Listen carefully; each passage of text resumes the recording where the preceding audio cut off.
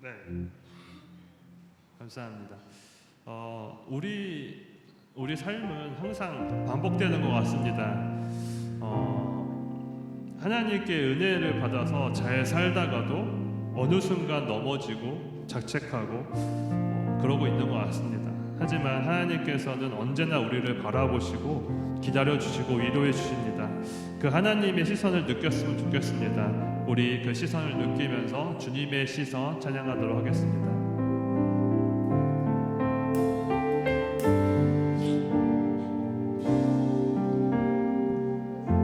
흐르는 시간이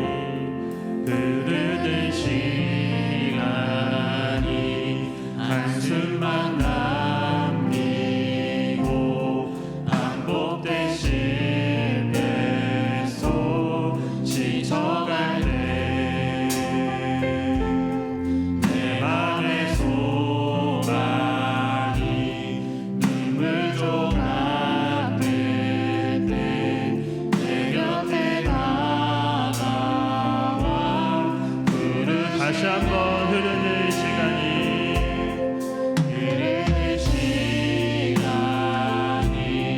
한숨만 남기고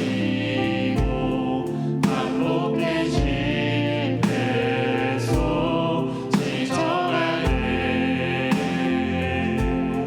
내 맘의 소망이 눈물 조각 될 때 내 곁에 다가와 부르시네. 주님의 시선, 주님의 시선 나를 비추시고 상처난 내 맘 만지시네. 말씀하시고 회복해 하시네. 주의 사랑이 다시 살게 다시 한번 흐르는 시간이 한숨만 남기고 반복된 실패 속 지쳐갈 때 내 맘의 소망이 눈물 조각 될 때 내 곁에 다가와 부르시네. 주님의 시선, 주님의 시선 나를 비추시고 상처난 내 맘 만지시네. 말씀하시고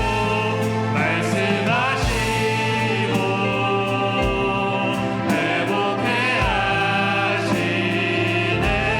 주의 사랑이 다시 살게. 주님의 시선, 주님의 시선 나를 비추시고 상처난 내 맘 만지시네. 말씀하시고 회복해 하시네. 주의 사랑이 다시 살게 하시네. 주를 봅니다. 주를 봅니다. 지금 이곳에서 주를 봅니다. 지금 이곳에서 주를 봅니다. 지금 이곳에서 주를 봅니다. 지금 이곳 주를 봅니다. 주를 봅니다. 지금 이곳에서 주를 봅니다. 지금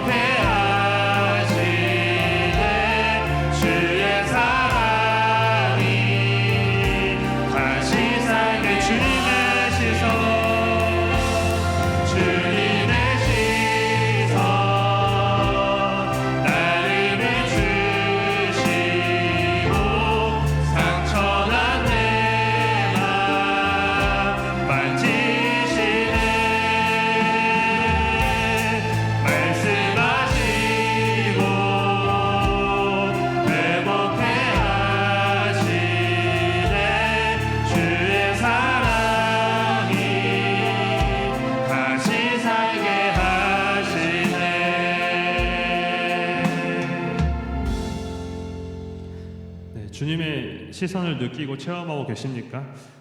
그렇다면 그 주님의 음성을 들었으면 좋겠습니다. 우리 주의 음성을 내가 들으니 박수 치시면서 찬양하도록 하겠습니다.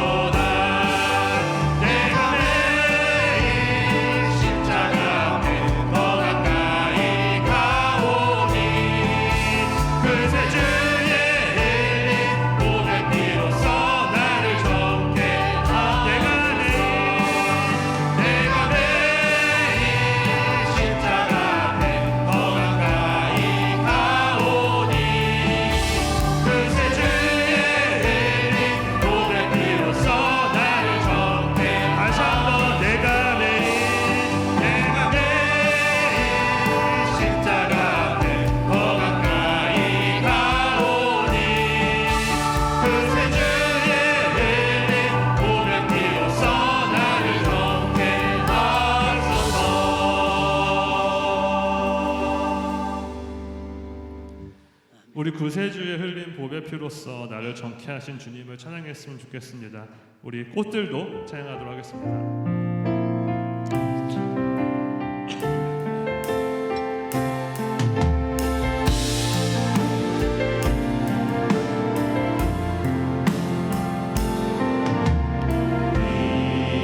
오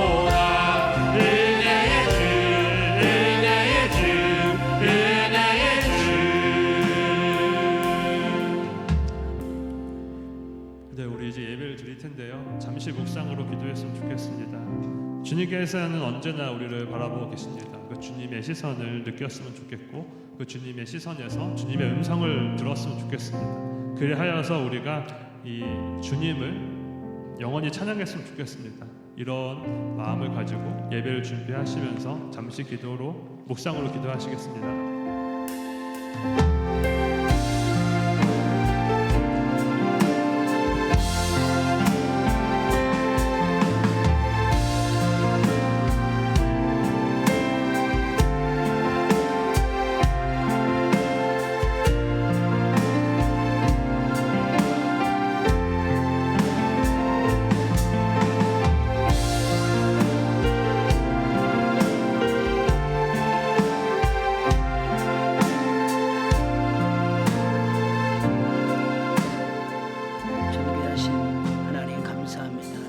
주일을 맞이해서 저희들이 걸음을 주의 전으로 옮기게 하여 주시고 이렇게 귀한 아름다운 성전에서 하나님을 찬양하며 예배하게 해주심을 감사를 드립니다.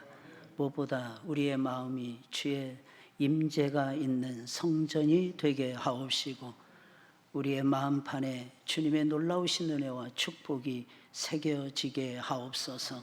모든 근심 걱정을 주님 손에 내려놓사오니 주님이 맡아서 주장해 주옵소서.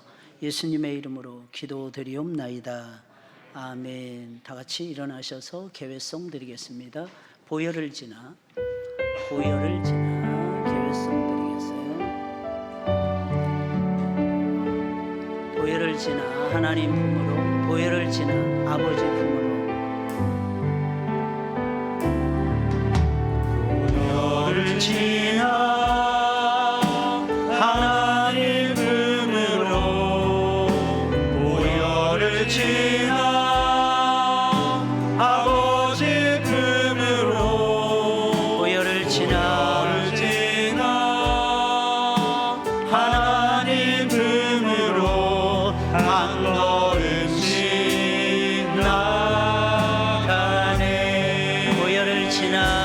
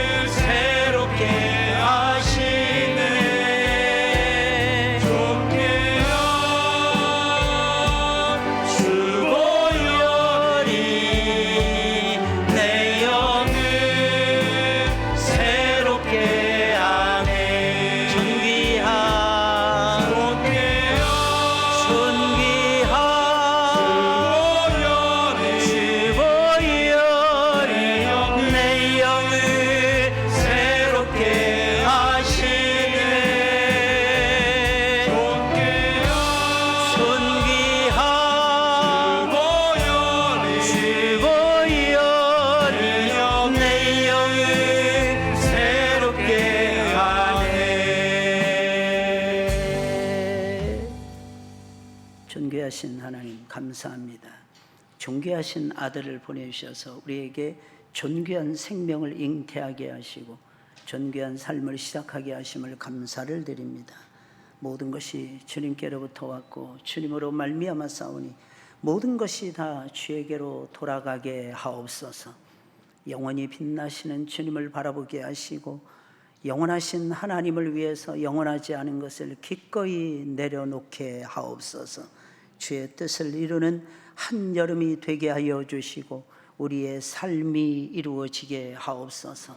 사랑하는 당신의 백성들에게 근심, 걱정, 염려거리들이 물러가게 하옵시고 놀라운 생명의 역사, 축복의 역사, 형통의 역사가 이 여름 날들에 새롭게 이어지게 하옵소서.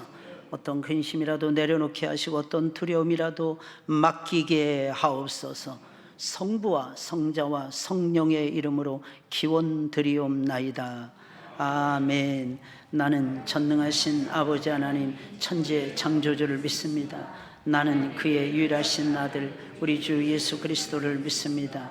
그는 성령으로 잉태되어 동정녀 마리아에게서 나시고 본디오 빌라도에게 고난을 받아 십자가에 못 박혀 죽으시고 장사된 지 사흘 만에 죽은 자 가운데서 다시 살아나셨으며 하늘에 오르시어 전능하신 아버지 하나님 우편에 앉아 계시다가 거기로부터 살아있는 자와 죽은 자를 심판하러 오십니다.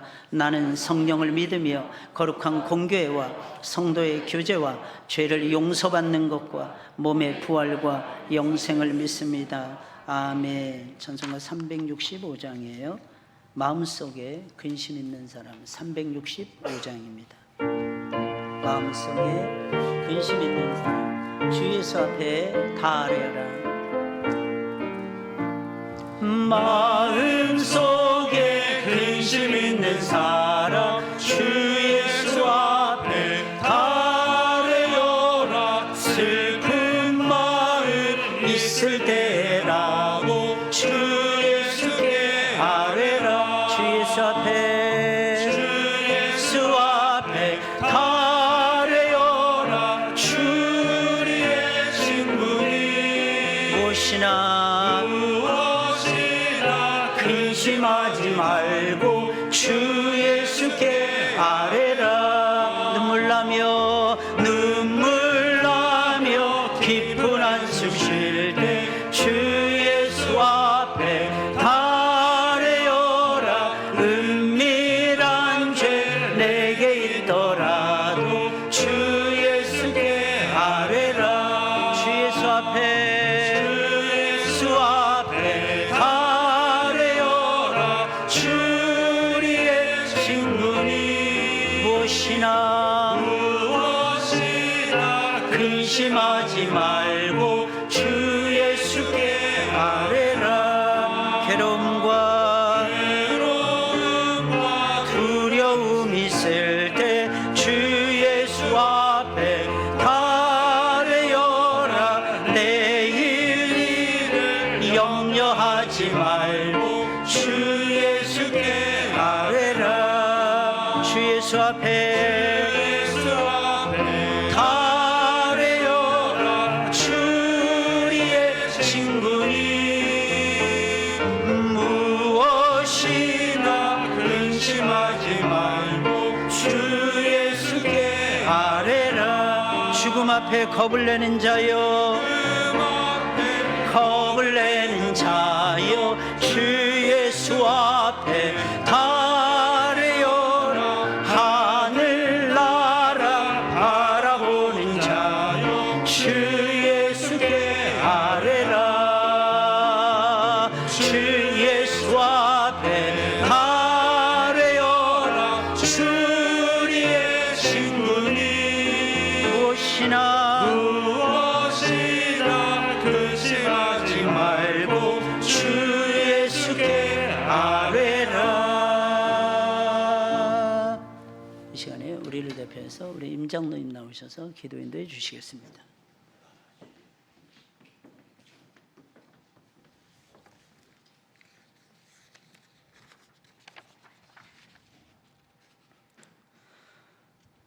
사랑과 은혜가 풍성하신 하나님 아버지, 장마와 무더위 가운데서도 저희들의 삶을 지켜주시고 지난 한 주간도 건강과 평안으로 보호하여 주시며 주님의 은혜 가운데 살아가게 하심을 감사드립니다. 오늘 거룩하고 복된 주일을 허락하시어 하나님 앞에 나와 예배하게 하시니 모든 영광과 찬송을 올려드립니다. 하나님 아버지, 이제 여름 휴가와 방학의 계절을 맞이합니다. 우리의 몸과 마음이 쉼을 얻는 시간마다 하나님과 더 가까워지는 복된 시간이 되게 하시고 저희들이 어디에 있든지 안전하게 지켜주시며 모든 일정 가운데 함께하여 주옵소서. 특별히 7월 25일부터 시작되는 여름 성경학교를 주님의 손에 올려드립니다. 준비하는 모든 가정 가운데 주님께서 함께하여 주셔서 유익하고 다양한 프로그램을 잘 준비하게 하시고 인접 지역의 어린이들이 많이 참여하여 발걸음을 인도하셔서 풍성한 은혜 가운데 여름 성경학교가 진행되게 하옵소서. 말씀을 전하시는 목사님과 교역자들, 교사들에게 성령의 지혜와 능력을 더하여 주옵소서. 참여하는 모든 어린이들이 하나님의 사랑을 깊이 경험하고 예수님에 대하여 바로 알고 주님을 만나는 귀한 시간이 되게 하시며 믿음 안에서 건강하게 자라나는 자녀들이 되게 하옵소서. 또한 여름방학을 보내는 우리 교회 모든 자녀들을 주님께서 지켜주시어서 우리 자녀들이 세상의 유혹보다 하나님의 말씀을 가까이 하며 믿음 안에서 바르게 성장하는 자녀 되게 하옵소서. 긍휼의 주님, 전쟁과 갈등으로 고통받는 이 땅의 여러 나라를 긍휼히 여겨주시고 세계 가운데 평화를 허락하여 주옵소서. 또한 우리 대한민국에도 은혜를 베풀어 주셔서 정치가 안정되고 국민이 서로 화합하게 하시며 경제적인 어려움으로 힘겨워하는 많은 가정과 기업들에게 회복의 은혜를 허락하여 주옵소서. 복음을 들고 세계 곳곳에서 사역하시는 선교사님들을 기억하여 주시고 주님께서 선교사님들의 가정과 건강을 지켜주시며 복음의 문을 활짝 열어주셔서 그들의 수고가 아름다운 열매를 맺게 하옵소서. 우리 하늘문 교회도 선교와 전도의 사명을 끝까지 감당하는 교회가 되게 하시고 영혼을 사랑하는 마음을 품어 나날이 부흥하는 교회 되게 하옵소서. 병상에서 회복을 기다리는 성도님들에게 주님께서 치유의 손길을 베풀어 주시고 경제적인 어려움과 삶의 무거운 짐으로 지친 성도들에게 위로와 새 힘을 허락하여 주옵소서. 곡조 있는 아름다운 찬양으로 주님께 영광 올려드리는 찬양대와 보이지 않는 곳에서 충성으로 섬기는 주일학교 교사들, 예배를 위하여 수고하는 모든 성도들에게 하늘의 위로와 기쁨으로 함께하여 주옵소서. 이 시간 말씀을 전하시는 담임 목사님께 성령의 충만함을 더하여 주시고 선포되는 말씀이 저희들의 심령을 새롭게 하며 삶을 변화시키는 능력의 말씀이 되게 하옵소서. 말씀을 듣는 저희 모두가 순종하는 믿음을 허락받아 세상 속에서 그리스도의 향기를 나타내는 삶을 살아가게 하옵소서. 오늘 드려지는 예배를 주님께서 기쁘게 받아 주옵시고 모든 영광을 홀로 받아 주시기를 원합니다. 예배의 시종을 주님께 의탁하오며 우리의 구주 되시는 예수 그리스도의 이름으로 기도드립니다.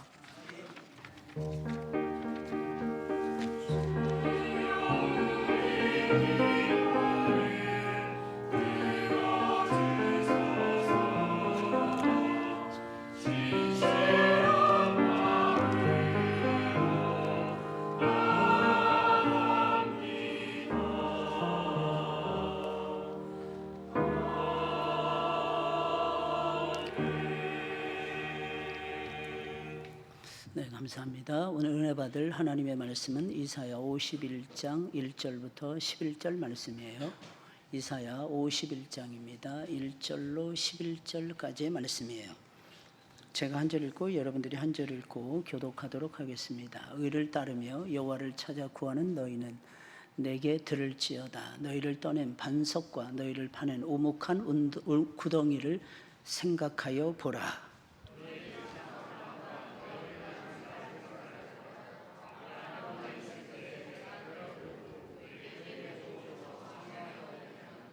나 여호와가 시온의 모든 황폐한 곳들을 위로하여 그 사막을 에덴 같게 그 광야를 여호와의 동산 같게 하였나니 그 가운데 기뻐함과 즐거움과 감사함과 창화하는 소리가 있으리라.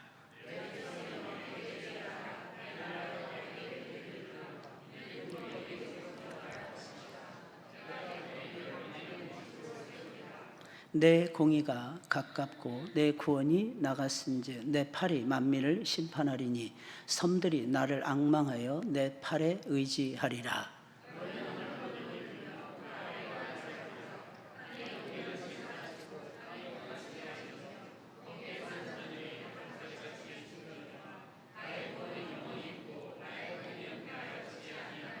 의를 아는 자들아, 마음에 내 율법이 있는 백성들아, 너희는 내게 듣고 그들의 비방을 두려워하지 말라. 그들의 비방에 놀라지 말라.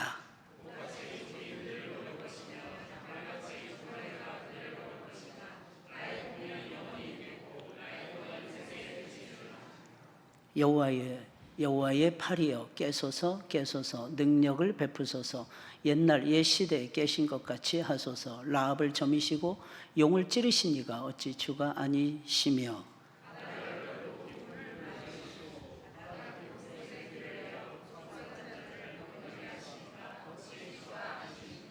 다 같이 여호와께 구속받은 자들이 돌아와 노래하며 시온으로 돌아오니 영원한 기쁨이 그들의 머리 위에 있고 즐거움과 기쁨을 얻으리니 슬픔과 탄식이 달아나리이다. 아멘. 이 시간에 하늘문 찬양대 찬양으로 영광 돌리겠는데 제목은 나의 영원하신 기업입니다.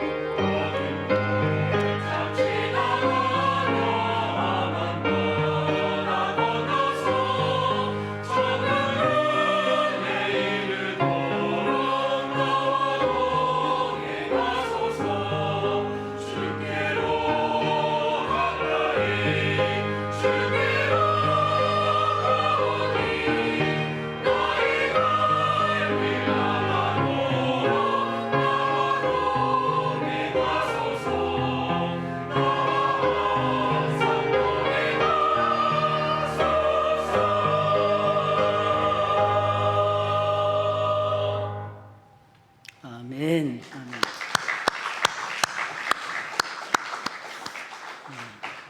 감사합니다. 참 좋은 곡이고 우리가 잘 아는 찬송가 곡조입니다.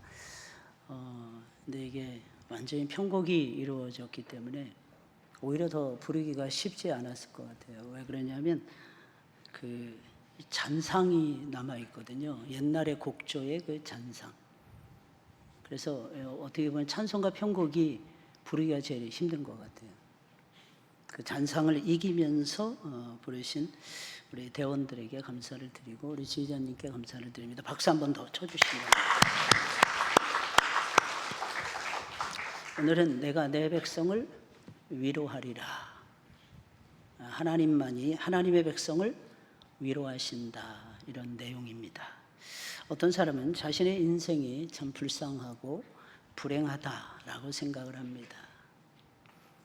왜냐하면 너무나도 가난한 집에서 태어났고 거기다가 몸에는 장애를 지니고 있고 공부도 썩 많이 못하고 그다지 좋지 않은 조건들만 모여 있는 것 같다는 것입니다.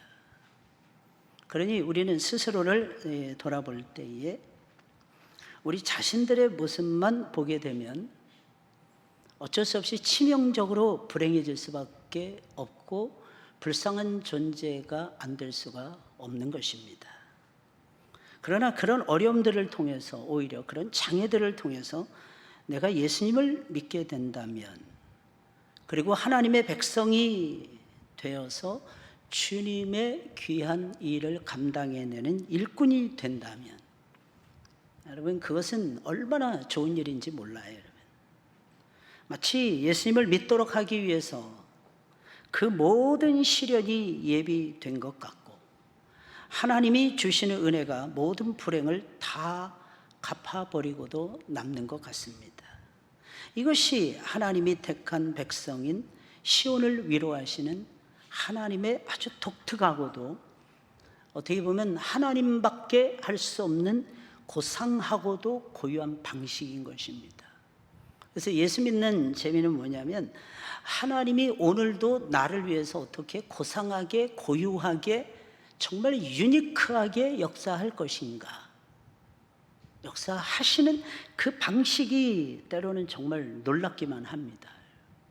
그것을 알아가는 것이 성경을 배우는 시간인 것이고, 거기서 하나님의 전능하신 손길을 우리는 느끼게 되는 것입니다. 이스라엘 백성은 주로 나라가 망하기 이전을 생각하면서 시간을 보내고 있었어요. 나라가 망하기 이전을 묵상하는 것도 중요한데, 그것만 생각하면서 이런 생각에 빠지게 되었습니다. 옛날에는 정말 잘 살았는데 지금은 완전히 쫄딱 망했어, 신세 한탄하는 과거형의 스타일이었어요. 여러분들은 어떤 스타일이십니까? 여러분들의 라이프 스타일은 어떤 스타일입니까? 하루를 어떻게 사느냐에 따라서 일주일이 좌우되는 것이고, 일주일을 어떻게 사느냐에 따라서 1년이 좌우되는 것이고, 1년을 어떻게 사느냐에 따라서 그것이 우리의 생애가 되는 것을 우리는 너무나도 잘 알고 있지 않습니까? 그럼 나에게 주어진 시간, 그 시간에 무엇을 하면서 어떻게 살고 있느냐는 것입니다. 그저 이스라엘 백성들처럼 과거에 붙들려서 신세 한탄만 하는 과거형의 삶을 살아가고 있느냐는 것입니다. 아니면 지금 현재만 계산하면서 억울해하거나 힘들어하거나 이런 현재형의 스타일이십니까? 아니면 미래를 개척해 나가면서 지금은 어려울지라도 하나님께서 우리의 삶을 반드시 열어주신다 믿으면서 미래를 작성하시면서 미래를 설계하고 계십니까? 하나님께서는 분명히 말씀하십니다. 과거에 잘 살았던 것도 중요하지 않다. 이게 하나님 말씀이에요. 과거에 잘 살았던 것도 중요하지 않고, 지금 잘 사는 것 역시도 중요하지 않으며, 단지 지금 내가 지금 누구의 손에 붙잡혀 있느냐는 것이 정말 중요하다라고 말씀하신다는 것입니다. 1절에 있는 말씀이에요. 의를 따르며 여호와를 찾아 구하는 너희는 내게 들을지어다. 너희를 떠낸 반석과 너희를 파낸 우묵한 구덩이를 생각하여 보라. 어떻게 보면 굉장히 뜬금없는 말씀을 하나님이 하고 계시지 않습니까? 그런데 이것은요, 비유법이에요. 너희가 그렇게 좋아했던 그 과거는 이미 떠낸 반석하고 똑같다. 반석을 떠냈는데 떠내고 나면 거의 웅덩이밖에 남지 않거든요. 그 구덩이에 불과한 것을 너희가 어찌 거기에 몰입하면서 너희의 소중한 현재를 지금 낭비하고 있느냐 하는 것입니다. 우리에게는 과거가 중요한 것이 아니에요, 여러분. 그렇게 고생한 결과 지금은 누구의 손에 붙들려 있고, 어떤 삶의 결과를, 그 고생한 결과 어떤 삶의 결과를 만들어냈고, 어떤 신앙을 지금 가지게 되었느냐 하는 것이 중요하더라는 것입니다. 하나님께서는 아무리 형편없는 돌도 하나님의 손에 딱 붙들려서 잘 다듬고 갈면 최고의 작품이 되게 하시는 데는 완전히 전문가세요. 그래서 인생은요, 실패하는 것이 어떻게 보면 더 중요한지도 몰라요. 왜냐하면 내가 실패한 경험이 있으면 성공하신 하나님만 딱 붙잡을 수 있거든요. 근데 내가 가짜는, 죄송합니다 이렇게 변해서, 가짜는 성공 시나리오를 쓰면서 살아왔단 말이에요. 그럼 거기에 얽매여서 다른 사람 판단하고 다른 사람의 삶에 대해서 정죄하고, 심지어는 내 삶의 미래조차도 쑥대밭을 만들어버리는, 오히려 과거의 실패가 더 나은 거죠. 그런 경우에는. 중요한 것은, 과거는 이런 것입니다. 그런 하나님께서는 지금 이스라엘 백성들에게 뭐라고 말씀하고 계시느냐? 과거에 집착하지 말라. 과거에 집착하지 말라. 과거는 이미 떠낸 돌 구덩이에 불과하더라는 거예요. 떠낸 돌 구덩이, 그 돌은 어디다 쓸 수 없어요. 그 반석은 더 이상 쓸모가 없는 것입니다. 그런 구덩이, 그 귀중한 돌멩이를 옛날에 떠냈는데 그걸 떠낸 다음에 쓰레기만 남아있는, 어떻게 보면 채석장, 그 채석장 돌멩이에 불과하더라는 것입니다. 별거 아니라는 얘기예요. 여러분들이 과거에 어떤 일을 했는지 잘 모르겠어요. 세상에서는 어떤 삶을 살았는지 잘 모르겠어요, 여러분. 어떤 성공적인 인생을 살아왔는지 잘 모르겠어요, 여러분. 그러나 그것은 하나님 앞에서는 아무것도 아니라는 것을 알고 계십니까? 하나님이 주신 선물에 불과한 거예요. 아무리 실력이 탁월하고 아무리 재주가 뛰어났다 할지라도, 사람들의 인기와 인정을 받았다 할지라도 그건 사람의 인정이지 하나님의 인정은 아니에요. 하나님은 그 예로 이스라엘의 조상인 아브라함과 사라를 등장시키면서 설명하십니다. 2절입니다. 너희의 조상 아브라함과 너희를 낳은 사라를 생각하여 보라. 아브라함이 혼자 있을 때에 사람이 많지 않았다는 거예요. 휘하 장졸들이 많지 않았다는 뜻이에요. 내가 그를 부르고 그에게 복을 주어 창성하게 하였느니라. 쉽게 말하면 이거죠. 본토 친척 아버지의 집을 다 떠났기 때문에 그에게 남은 것이 하나도 없었어요. 그러나 그 평범한 가정에서 출발했던 아브라함의 생애를 하나님께서 다시 일으켜 세우시는데 능력과 기적의 생애로 바꿔버렸어요. 능력과 기적의 생애로 바꾸셨어요. 삶 전체가 능력이었고 삶 전체가 기적 덩어리였어요. 아브라함에게는 하나님의 능력이 머물러 있었고 모든 사람을 살리는 복이 머물러 있었다는 것입니다. 이 사실 알고 계십니까? 이게 어디서부터 왔을까요? 부르심, 하나님의 부르심에서부터, 하나님의 말씀에서부터 시작되었다는 것입니다. 하나님이 하시는 일이 정확하게 바로 그 일이에요. 우리 가운데서도 그 일을 똑같이 행하고 계십니다. 장남으로 태어났든지 차남으로 태어났든지 장녀로 태어났든지 말죄로 태어났든지 하나님은 우리가 갖추고 있는 세속적인 주의에서 우리를 파내십니다. 그리고 하나님의 돌이 되게 하시는 거예요. 하나님이 다듬어 가시고 하나님이 만들어 가시는 새로운 피조물로 우리를 삼아 주신다는 것입니다. 유다가 망한 후에 여러 곳에 노예로 팔려갔어요. 온갖 고생을 다 했어요. 그런 사람들이 너무너무 많았어요. 그들은 늦게나마 놀라운 사실을 깨달았는데 하나님의 소중함을 깨닫고 하나님의 말씀의 소중함을 깨달았어요. 그러면서 그들의 삶은 바뀌어지기 시작했는데 의를 따랐어요. 하나님을 따랐어요. 그리고 하나님을 찾기 시작했어요. 여러분들 인생에서 가장 소중한 것이 무엇입니까? 지금 현재 무엇입니까? 성공입니까? 여러분들 인생에서 가장 중요한 것이 무엇입니까? 지금 현재 어떤 문제가, 난제가 해결되는 것입니까? 무엇입니까? 하나님은 우리에게 말씀하십니다. 나이니라. 하나님 그것을 가르쳐주고 계시는 거예요. 그래서 실패도 주시는 거고 어떤 때는 성공도 주시는 것입니다. 하지만 그들은 하나님을 믿기는 했지만 도대체 세상에서 뭘 하면서, 뭘 위해서, 무엇을 하면서 어떻게 살 것인가 하는 것을 알지 못했어요. 그래서 그들은 회의감과 절망에 빠져 있었어요. 그때 하나님께서는 그들을 얼마든지 이렇게 말씀하시고 계시는 거예요. 내가 너희를 새로운 아브라함으로 만들 수 있다는 것입니다. 이게 말씀의 핵심이에요. 새로운 아브라함, 이 시대의 아브라함.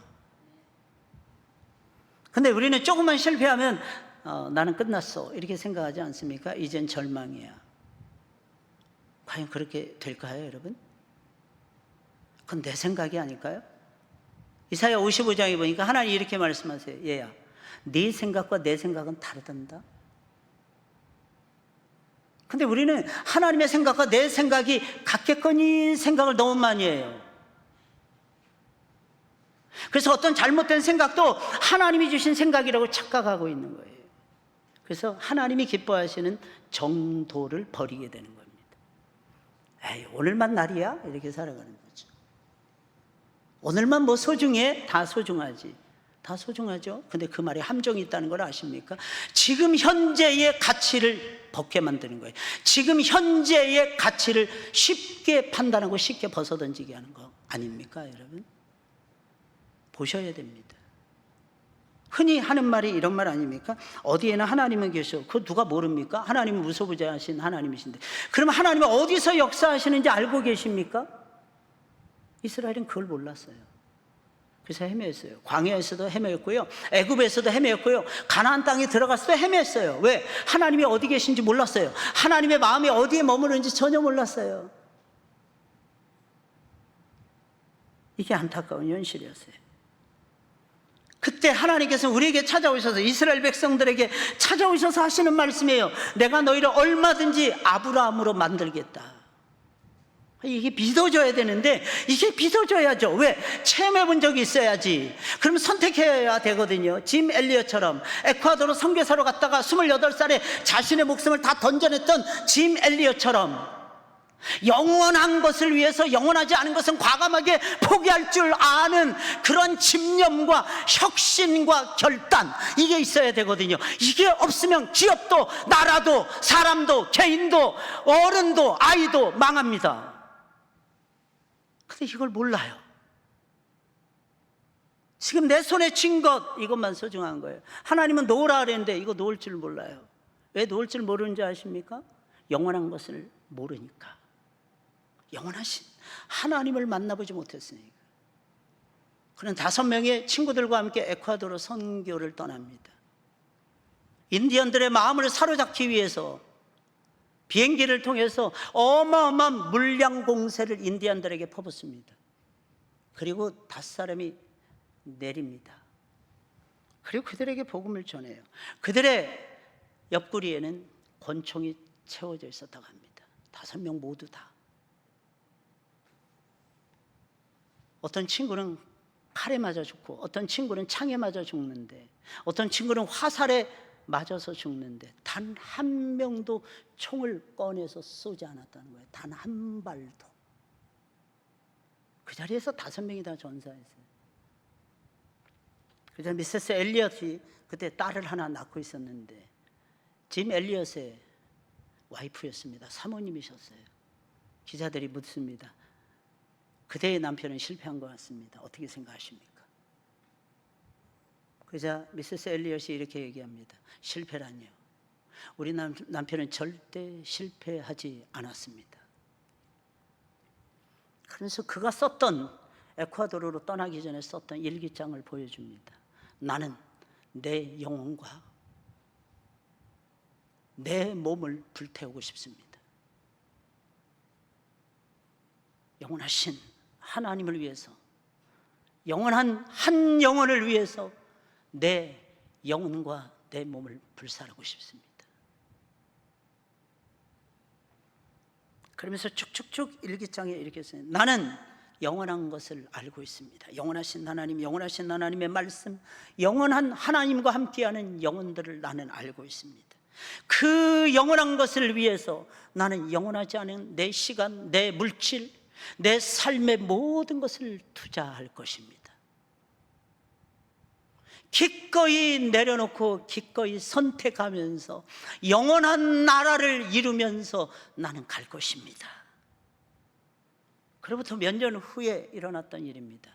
미세스 엘리엇이 신학을 공부하고 어린 딸과 함께 인디언 선교, 똑같이 남편이 죽었던 그 에콰도르 그 부족에게로 달려갔다고 합니다.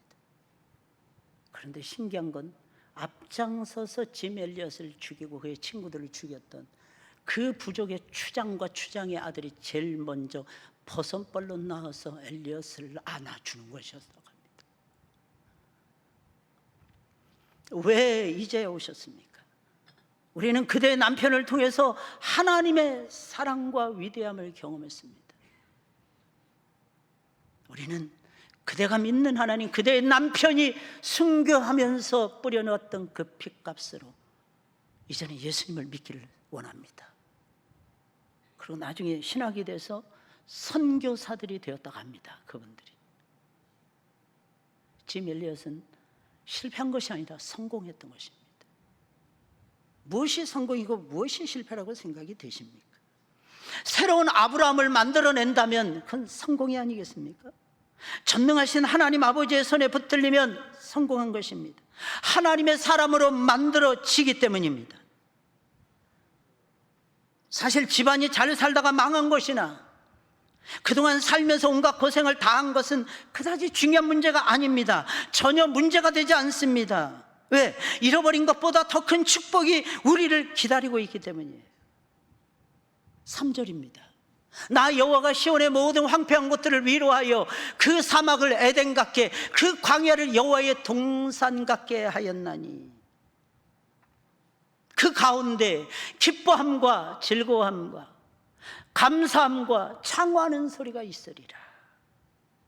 예루살렘이 황폐해져서 쓰레기 더미가 되어버리고 이스라엘 자손이 칼에 맞아 죽거나 굶어 죽거나 병에 걸려서 죽고 나머지는 노예로 팔려가서 온갖 고생을 다한 것을 하나님께서는 완벽하게 보상해 주신다는 것입니다.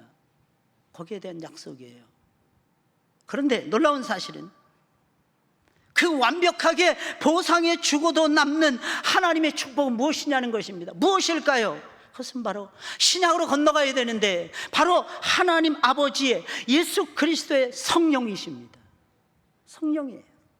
성령은 놀라운 축복입니다. 아무리 비참한 생활을 하고 있고 온갖 고생을 다한다 해도 성령이 임하시기만 하면 모든 고생과 가난과 질병을 다 보상하고도 남는 축복이 나타나요. 성령이에요. 성령은 축복이십니다. 성령은 능력입니다. 성령은 재앙이 아니라 영광입니다. 과정은 순교일 수도 있어요. 과정은 아픔과 상처일 수도 있어요. 그러나 마지막에는 영광이에요. 성령이 오시잖아요. 광야 같은 곳이 에덴처럼 변해지는 거예요. 이걸 믿으십니까? 여러분 예수를 믿고 여러분들의 가정이 혹시 광야로 변질되지는 않았습니까? 과정이에요. 그건 마지막 결과가 아닙니다. 마지막 우리가 달려갈 길의 피니시 라인이 아니에요, 여러분. 그건 하나의 과정입니다. 마지막에는 하나님이 주시는 어마어마한 축복이 우리를 기다리고 있을 것입니다. 그게 성령의 복이에요. 이 세상의 기뻐함과 즐거움과 감사함과 창화하는 소리가 울려 퍼지게 될 것입니다. 모든 사람은 태어나면서부터 죄의 세력에 매이기에 하나님의 의를 알 수 없습니다. 하나님의 의를 알지 못합니다. 설령 알더라도 실천할 능력이 우리 가운데는 전혀 없어요. 하나님이 인정하시는 의로움을 아는 사람이 누가 있습니까?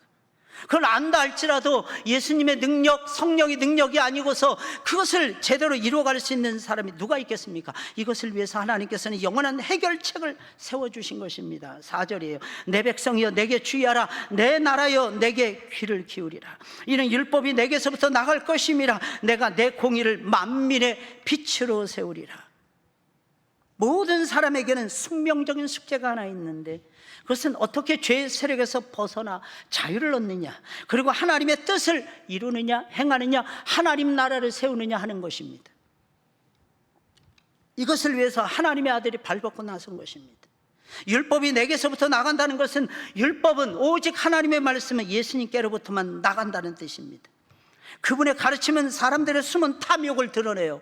숨겨놓은 죄악을 드러냅니다. 세상을 바꿉니다. 그리고 변화시켜 가는 것입니다. 이것이 무엇입니까? 이것이 바로 복음의 능력이라는 것입니다. 이것이 무엇입니까? 이것이 바로 하나님의 말씀의 위대함이라는 것입니다. 분명한 것은 복음이 들리는 곳에는 불의가 설 땅을 잃는다는 것입니다. 때가 되면 불의가 설 땅을 잃어요.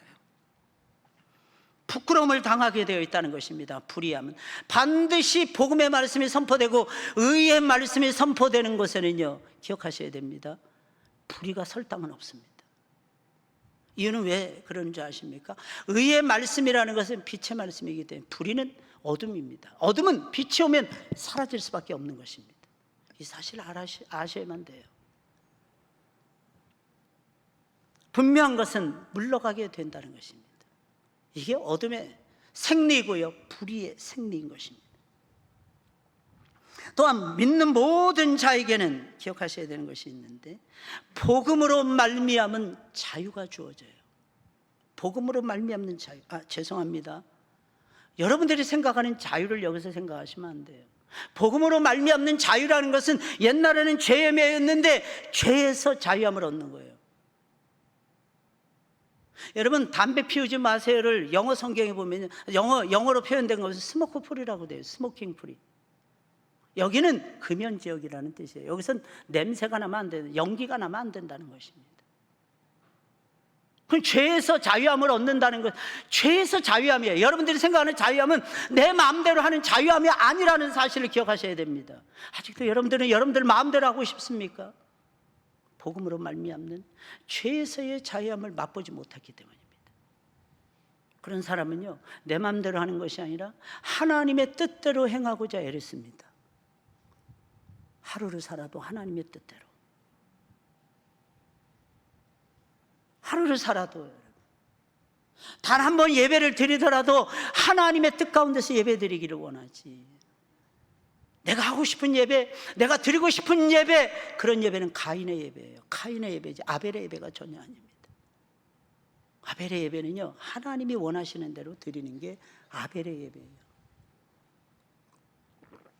그걸 복음의 자유라 그래요. 하나님의 의는 사람이 우리 스스로가 만들어낼 수 없어요. 그래서 전가된 의라고 묘사하는 거예요. 하나님의 아들이 우리를 대신하여 죽음으로 말미암아 이루어내신 의로움이에요. 그 의로움을 우리에게 넘겨주시는 거예요. 그게 하나님의 의로움이십니다. 내 안에 의를 주장하시는 분은 죄송합니다, 의가 없는 사람이지 의가 있는 사람이 전혀 아니에요. 의가 있다면 의를 주장할 수가 없어요. 왠지 아십니까? 하나님의 진정한 의가 나에게 전가된 사람은 내 안에 있는 의는 형편없다는 것을 알아요. 아니요, 그것은 반드시 내가 버려야 될 의로움이라는 것을 압니다. 진정한 의로움은 아들이신 예수님을 통해서 나에게 전달되는 전가되는 의로움이에요.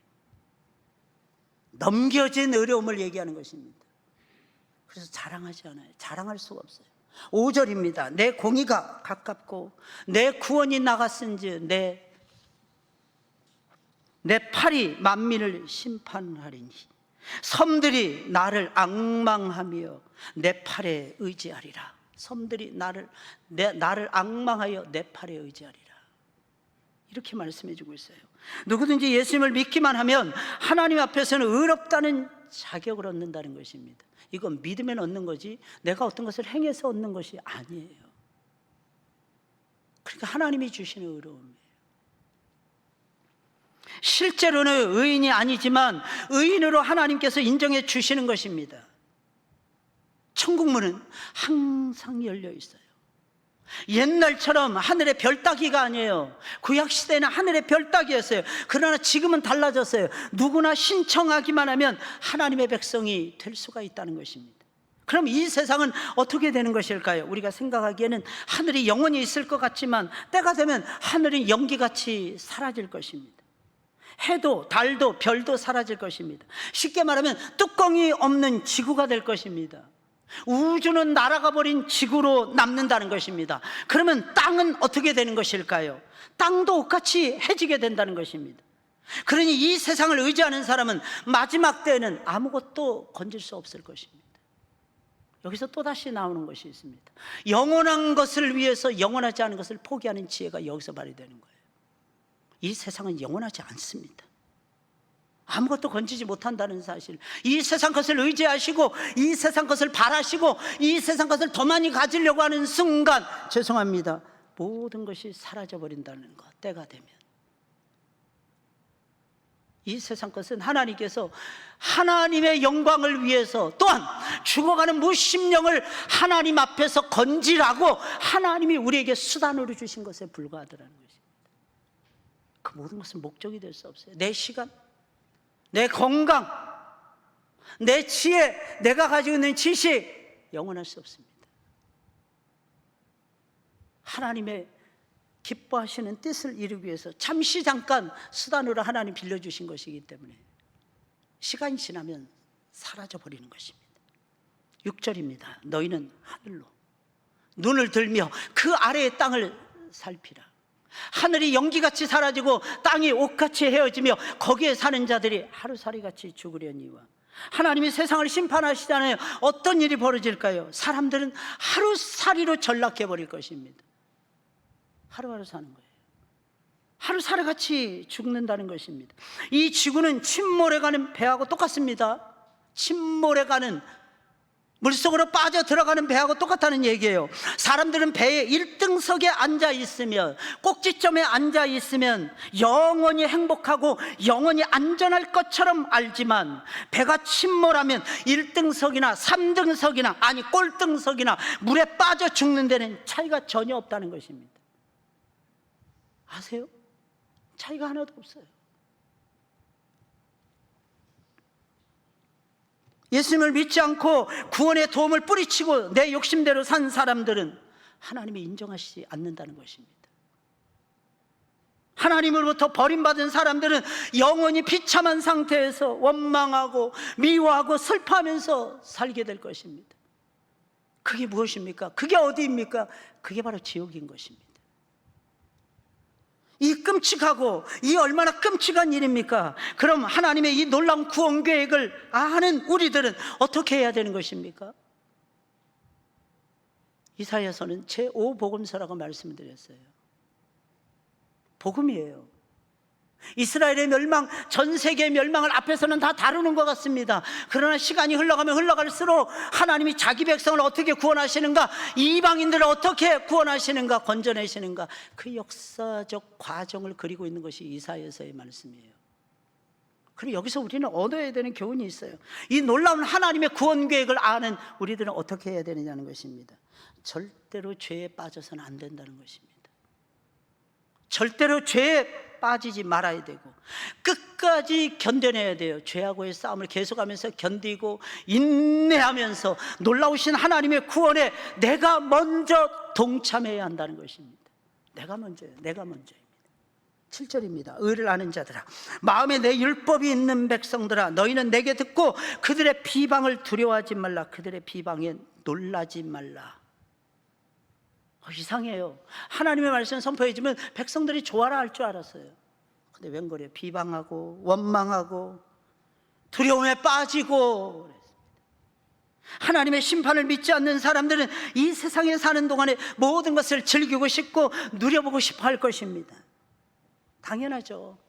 하늘이 똑같이 하늘인데, 땅이 여전히 하늘인데 나는 이 세상에서 누리다 갈 거야. 어차피 천국은 나에게 주어진 것 아니겠어? 나는 천국에 들어가기만 하면 돼. 이 세상에서는 뭐로 가든지 천국만 가면 되는 거 아니겠어? 근데 여러분 그거 아십니까? 하나님 나라는 왕국이에요. 이 세상에서 어떤 삶을 살았느냐에 따라서 천국에서 영원한 삶이 결정된다는 거 알고 계십니까? 만약 그렇지 않다면 사도 바울은 이렇게 표현했어요. 아마 우리 가운데서, 너희 가운데서 우리가 제일 불쌍한 자로다. 왜냐하면 자신은 그 모든 것을 위해서 다 포기하면서 지금까지 달려갈 길을 달려가면서 선한 싸움을 싸워왔기 때문입니다. 자신의 몸을 진짜 불사르게 내어줬거든요. 짐 엘리엇처럼. 짐 엘리엇이 제일 많이 은혜 받은 말씀은 디모데후서 4장 6절의 말씀이었어요. 그는 자신의 선한 싸움, 달려갈 길, 믿음을 끝까지 지키는 것, 의의 면류관이 자신을 기다리고 있다는 사실, 내게만 아니라 그 면류관을 사모하는 모든 자들에게 주신다는 이 놀라운 진리, 바울이 먼저 고백했던, 2000년 전에 바울이 먼저 고백했던 그 고백, 그걸 자신의 고백으로 삼았던 것입니다. 자신의 고백으로. 놀랍지 않습니까? 참 놀라운 사실은 하나님의 백성에게는 이 세상을 사는 이 기간이, 이 시간이 마치 시험 보는 시험 기간과 같다는 것입니다. 그러니 힘들고 어려워도 즐기고 싶고 누리고 싶지만 그런 것에 마음을 빼앗기지 말고 시험을 철저하게 잘 준비하는 일에 집중해야 되고, 시험을, 하나님이 예비하신 시험을 잘 통과해야 할 것입니다.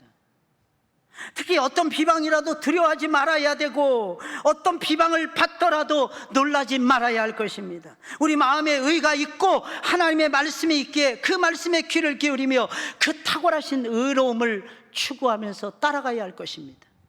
신기한 것은 이것입니다. 세상 욕심을 따라가는 수많은 사람들은 항상 잘 믿는 사람들을 회방하고 비방한다고 하는 사실입니다. 당연히 우리는 그들의 비방에 놀랄 이유가 하나도 없습니다. 왜냐하면 그들은 아무것도 아니기 때문입니다. 그들은 하나님이 우리를 깨우는 수단에 불과하기 때문입니다. 도구에 불과하기 때문입니다. 8절입니다. 옷같이 좀이 그들을 먹을 것이며 양털같이 좀벌레가 그들을 먹을 것이나 나의 공의는 영원히 있겠고 나의 구원은 세세에 미치리라.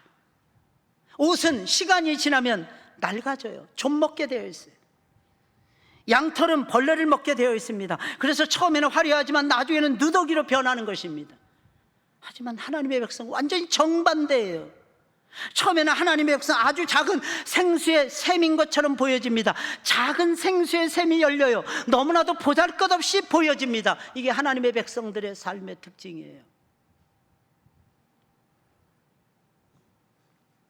놀랍지 않습니까? 그런데 시간이 지나갈수록 달라져요. 말씀을 배우면 배울수록, 하나님 말씀을 들으면 들을수록, 하나님의 말씀에 순종하면 순종할수록 성령의 강수가 나타나요. 작은 샘이 강으로 변하는 거예요. 나중에는 감당할 수 없는 하늘의 큰 복이 쏟아지고요, 땅에 기름진 축복이 일어나게 됩니다. 그러니 하나님의 백성은 세상 사람들을 본받아 살면 안 됩니다. 영생을 위해서 투자해야 돼요. 영원한 나라를 준비하고 영원한 나라를 위해서 살아가셔야만 됩니다. 이 세상 것을 버려야 되는 것입니다. 이 세상 나라를 뒤로 해야 될 것입니다. 다른 사람에게 사랑을 베풀어 주어야만 될 것입니다. 이유가 무엇입니까? 그것만이 영원히 남기 때문입니다.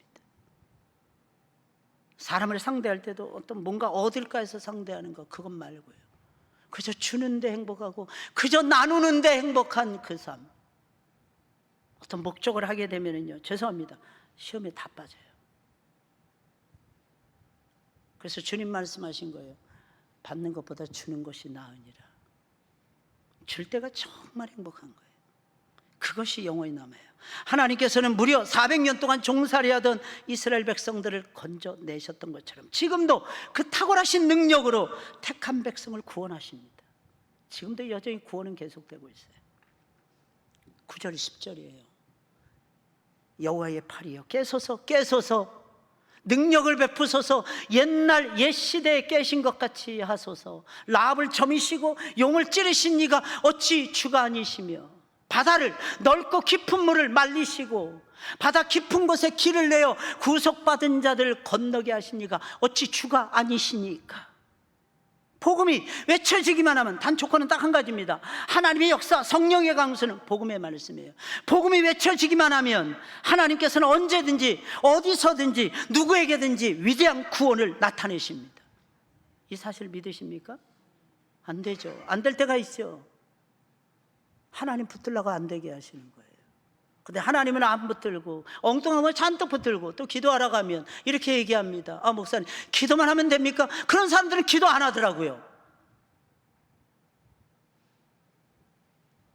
저는 지금까지 기도하는 사람이 기도만 하는 걸 본 적이 없습니다. 왜? 기도하면 하나님의 손이 보여요. 기도하면 하나님이 어떻게 인도하시는지 보여요. 기도하면 하나님의 방법이 떠오릅니다. 그런데 가만히 있다니 말이 됩니까? 아무것도 안 하는 사람이 기도도 안 하고 아무것도 안 하는 것입니다. 기도하면 하나님이 보인다니까요. 복음의 말씀이 외쳐지기만 하면 하나님께서는 언제든지 일하세요. 놀랍도록 일하십니다. 근데 처음에는 어떻게 보인다고요? 미미해 보이니까 사람들이 우습게 보는 거예요. 하나님의 역사하심을. 그리고 커진 다음에 동참하려고 합니다. 그때는 상이 없어요. 왜? 믿음으로 하지 않고 결과를 보고 따르는 것이기 때문입니다. 그때 주님은 이렇게 말씀하시는, 너는 나를 믿지 않잖아. 너는 나를 믿지 않았잖아. 여러분, 그 소리 듣고 싶으십니까? 그게 마태복음 7장에 주님의 아우성이었어요. 시간 다 지나간 다음에 열매가 풍성해진 다음에 나도 열매 먹을게요. 열매를 먹는 위치에 불과한 것입니다. 상은 없어요. 지금도 사탄의 세력은 곳곳에 숨어서 하나님의 진리를 대적하고 방해합니다. 사람들은 깊은 미신에 사로잡혀 있어요. 이게 오늘날의 현실이에요. 그 미신에 무서워, 그 미신. 그러나 하나님의 진리가 선포되잖아요. 구원이 이루어집니다. 야, 이게 진짜 구원이 이루어져요. 하나님은 모세가 애굽에 복음을 외쳤을 때 라합과 용을 물리치시며 바다에까지도 길을 내시며 구원받은 사람들을 승리하도록 구원해 주셨어요. 여러분, 복음이 증거되는 곳마다 홍해는 마르게 되어 있고 구원받은 사람들은 승리의 노래를 부르며 돌아올 수밖에 없지 않습니까? 11절의 말씀이에요. 여호와께 구속받은 자들이 돌아와 노래하며 시온으로 돌아오니 영원한 기쁨이 그들의 머리 위에 있고 슬픔과 탄식이 달아나리이다. 구원받은 사람 머리에 영원한 기쁨이 있다니까요. 영원한 기쁨의 관을 쓴다니까요. 아름다운 관을 쓰듯이 기쁨으로 관을 쓰니까 그 사람은 기뻐할 수밖에 없는 거 아니겠습니까? 기뻐하지 말래도 기뻐하는 거예요. 즐거워하지 말라 그래도 즐거워야 되는 거예요. 왜? 기쁨과 즐거움이 계속해서 샘솟듯이 일어나게 되니까. 그래서 하나님을 찬양하는 거예요. 우리가 항상 기뻐해야 되는 이유가 어디에 있을까요? 이유는 간단합니다. 성령께서 끊임없이 우리를 지켜주시고 우리를 도우시고 우리에게 새 힘을 주시기 때문입니다. 이게 진짜 놀랍지 않나요, 여러분? 어제도 행사를 앞두고 쭉 보는데 4층에서부터 밑에까지 청소가 하나도 안 돼 있었어요. 근데 사람들이 오더라고요. CCTV를 보니까, 엘리베이터 CCTV를 보니까 사람들이 막 오더라고요. 거기 청소하시더라고요. 4층은 이미 완벽하게 깨끗해져 있었기 때문에 4층 복도는 본당에 열심히 들어가서 청소하시고 다 나오시고 화장실도 다 돼 있는데 복도라든지 1층까지가 지저분한 거예요. 신기하더라고요. 한 사람 두 사람씩 와서 다 감당해 주더라고요. 그리고 수고하시는 분들이 항상 계시는데 깜짝 놀랐어요. 어제 행사 때문에 오늘 주일 식사 준비가 전혀 안 되는데 끝나고 났더니 연합여전대회를 중심으로 쫙 붙어서 손이 얼마나 빠르든지 그냥 차차차차차 착 끝내더라고요. 그리고 다 같이 은혜 받고 다 같이 하나님께 영광을 돌렸어요. 저는 어젯밤에 너무 달콤한 잠을 잤어요. 주님 감사합니다. 주님 감사합니다. 내 아버지 정말 감사합니다. 이유는 무엇인지 아십니까? 우리 믿는 자들에게는 세상 사람들이 알지 못하는 큰 능력이 항상 공급되기 때문입니다. 이거 아세요? 바로 성령의 큰 능력입니다. 그래서 성령을 찬양해요. 성령이 오셨네, 성령이 오셨네, 내 주위에 보내신 성령이 오셨네, 우리 인생 가운데 친히 찾아오셔서 그 나라 꿈꾸게 하시네. 성령이 오시는 거예요.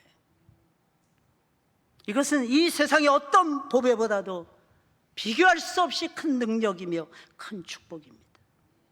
우리는 최고의 보배를 지닌 가장 보배로운 자들입니다. 이 보배를 잘 선용하기만 하면, 이 선용하는 법을 배우기만 한다면 이 세상에서 그 사람은 최고로 능력을 발휘하는 최고의 능력자의 삶을 살아가게 될 것입니다. 그게 그리스도인의 삶이라는 것입니다. 그리스도 예수의 제자의 삶이라는 것입니다. 그 삶이 살고 싶어지지 않나요, 여러분? 그러면 분명한 가치관과 분명한 세계관을 가지셔야 됩니다. 최고의 신관을 가지고 계셔야 되고, 완벽하게 타락한 인간관을 가지고 계셔야 되고요. 하나님이 펼쳐가시는 구원관을 가지고 계셔야 되고요. 하나님이 이루어가시는 교회관을 가지고 계셔야 되고요. 하나님이 펼쳐가시는 종말관을 가지고 계셔야 됩니다. 죄송하지만 그렇지 않으면 망합니다. 그게 성경이 우리에게 제시해주는 성령의 가치관이라는 것입니다. 여기에 여러분들의 모든 것을 걸고 새롭게 태어나시고 제발 직위, 직분 이거는요 축복과 비례할 수 없습니다. 내려놓으시고 겸손하게 온유하게 제발 주님만 바라보시면서 선한 싸움을 능력 있게 감당해 내시기를 주님의 이름으로 축원을 드립니다. 제발 거기에 승리가 있고요, 영광이 있고 축복이 머무르게 될 것이며, 더 놀라운 사실은 그 축복이 자손 만대까지 미치게 될 것입니다. 자손 만대까지. 이 사실을 기억하셔야 돼요. 우리 찬송 부를까요? 360장입니다. 행군 나팔 소리입니다. 나팔 소리 들으셔야 돼요. 주의 오령 나서니 행군 나팔 소리에 주의 호령 났으니 십자가의 군기를 높이 들고 나가세. 선한 싸움 다 싸움 의의 면류관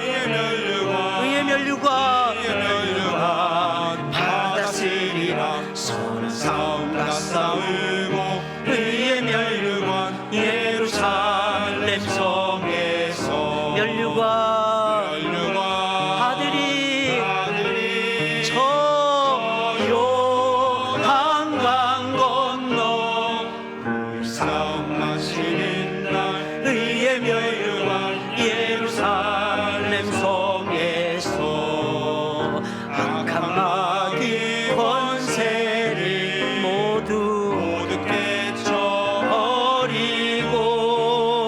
승리하신 주님과 승전가를 부르세. 선한 싸움 다 싸우고 의의 면류관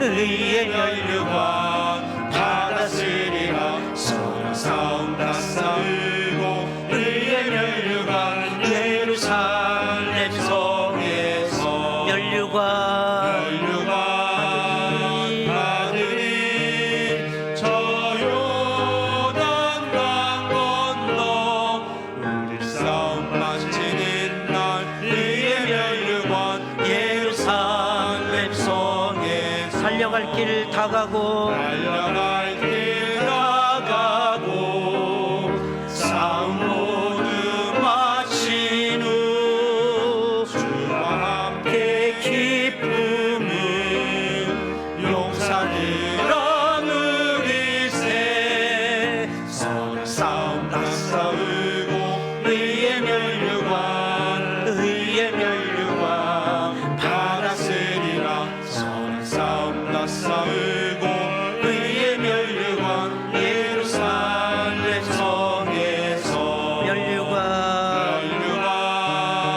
받으리. 저 요단강 건너 우리 싸움 마시는 날 의의 면류관 예루살렘 성에서.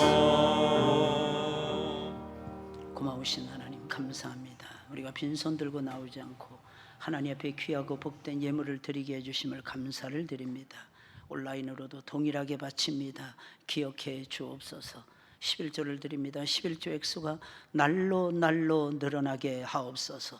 감사헌금 드립니다. 감사의 조건이 날로 새로워지게 하옵소서. 선교헌금, 미자립계 후원헌금, 건축헌금, 구제헌금, 북한 선교헌금, 각종 예물을 미련 없이 하나님 앞에 아낌없이 드립니다. 이 모든 예물을 다 받아주시고 주의 뜻대로 사용해 주옵시고 하늘의 별과 같이 빛나는 우리의 남은 생애가 되게 하옵소서. 상상할 수 없는 복을 받아서 상상할 수 없는 복을 누리게 하옵소서. 예수님의 이름으로 축복하며 기도드리옵나이다. 아멘. 아멘. 우리 옆에 있는 분들하고 인사할까요? 사랑합니다. 사랑합니다. 사랑합니다. 새로 나오신 분들을 예수님의 이름으로 환영하고 축복합니다. 웬만하시면 꼭 등록해 주시길 바라고요. 뭐 그렇게 많이 고민하지 마시고요. 주의 뜻이 있으니까 여기까지 온 것이 아니겠습니까? 그래서 같이 신앙생활하는데 여러분들의 마음을 더 많이 여시기를 바랍니다. 우리 교회가 진행하는 모든 영적 프로그램에 열심히 참여해 주시기 바랍니다. 열심히 참여하면 두 가지가 반드시 열매로 나타납니다. 첫째, 신앙이 올라갑니다. 둘째, 삶이 변화되고 삶이 올라갑니다. 이 사실을 기억하셨으면 좋겠어요. 어제 이곳에 이전한 다음에 명품 자녀교육 세미나와 함께 찬양 콘서트가 열렸습니다. 은혜 가운데서 열렸습니다. 수고하신 모든 분들께 진짜 감사를 드리고 또 참여하신 모든 분들께도, 왜냐하면 연휴 기간 동안에 한복판에서 이루어진 시간이었어요. 그럼에도 불구하고 많이 참여해 주셔서 대단히 감사합니다. 이 시대의 코드는 교육입니다. 왜냐하면 세상이 바뀌어지기 때문입니다. 그러면 바뀌어지는 세상에 맞는 교육이 이루어져야만 됩니다. 그냥 단순한 교육만 열심히 하면 된다, 그거 가지고는 안 됩니다. 다양한 방법을 구사해야 되고 온라인을 구사해야 되고 오프라인을 사용할 줄 알아야 됩니다. 온라인, 오프라인을 다 사용하는 교육 방식만이 앞으로 미래를 선도해 가게 될 것입니다.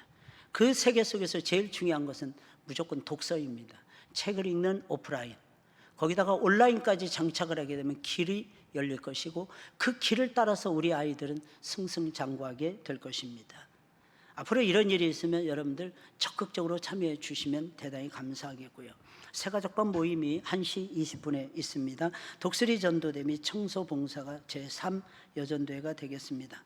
토요일 10시부터 시작이 되어집니다. 여러분 성경학교가 토요일 날 그리고 주일 날 양일간에 걸쳐서 이루어집니다. 관심, 사랑, 그리고 찬조를 부탁을 드립니다. 찬조라고 그래서 뭐 크게 생각하지 마시고요, 여러분. 지난 주중이었던 것 같아요. 너무 많은 것들이 들어오니까 어떤 때는 진짜 깜짝 놀랄 정도예요. 그거 다 정리하느라고 힘든 시간을 버릴 때도 있습니다. 무가 한 자루가 들어왔어요. 또 오이가 또 한 자루가 들어왔어요. 근데 놀라운 건 호박을 보고 깜짝 놀랐어요. 애호박은 많이 커야 한 이 정도만 하거든요. 아시잖아요. 근데 팔뚝보다 더 커요, 애호박이. 이게 그냥 한 자루가 들어왔어요. 이거 정리하느라고 어제도 연합여전도에서 고생했습니다. 이게 쉽지 않거든요, 이게. 정리만. 그래서 냉장고에 꽉 채워놨어요. 오늘 맛있게 드시기 바랍니다. 오늘 밭에서 바로 따온 것이기 때문에 훨씬 더 또 맛이 있을 것입니다. 아무쪼록 어떤 분들은 뭐만 생겼다면 교회 가져오셔서 나누시더라고요. 참 고마운 일인 것 같아요. 우리가 나눔을 교회 속에서 펼치지 않으면 다른 곳에서 펼치기가 또 어렵습니다. 여기서 배우셔야 돼요, 구제하는 법을. 그 다음에 세상에 나가서 오른손이 하는 것을 왼손이 모르게 쓰임 받으셨으면 좋겠습니다. 우리 다 같이 일어나셔서 패송 드리겠어요. 주님 다시 오실 때까지 점심 맛있게 드시기 바랍니다. 주님 다시 오실 때까지 나는 이 길을 가리라.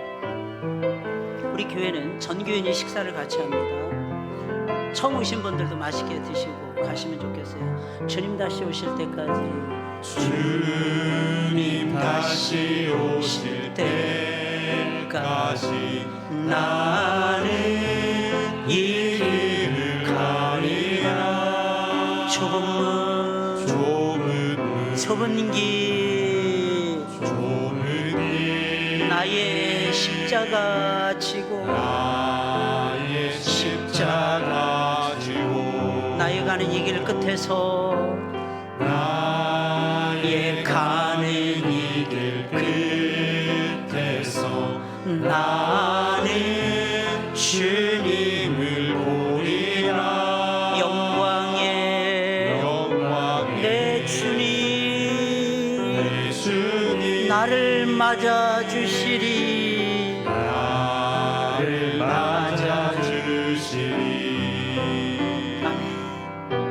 주님 다시 오실 때까지 나는 일어나 달려가리라. 주의 영광 온 땅 덮을 때 나는 일어나 노래하리. 다 같이 두 손 들고 내 사모하는 주님, 사모하는 주님 온 세상 구주시라. 아멘. 내 사모하는 주님, 사모하는 주님 영광의 왕이시라. 왕이시라. 내 사모하는 주님, 사모하는 주님 온 세상 구주시라. 구주시라. 내 사모하는 주님, 사모하는 주님 영광의 왕이시라.